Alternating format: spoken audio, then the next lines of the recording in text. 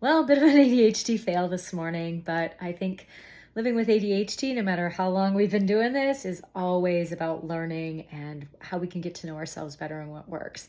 So, one of the things that can happen to so many of us is we're doing something and then something else happens. We're like, oh, I got to do this thing. And even though we have to do that new thing, sometimes we don't have to do it right now.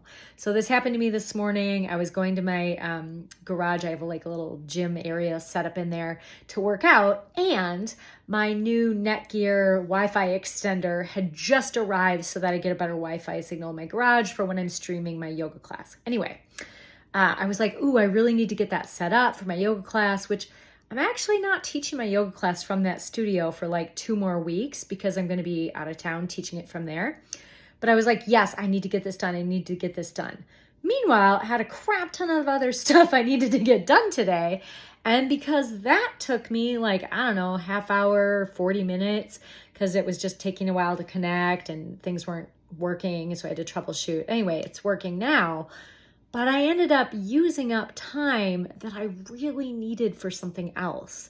And so I have a bunch of stuff I wanted to do for my ADHD success coaching business today. And I also wanted to quick run up and recycle a bunch of stuff at the hazardous waste place, stuff like that.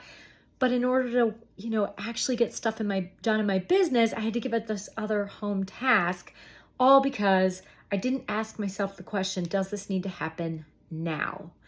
And had I asked myself that question when I was trying to set up the Wi-Fi extender, had I said, okay, yes, this has to be done. Yes, you're excited, but does it have to be done now?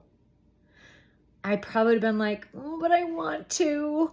And then I would have said, okay, but it doesn't have to be done now.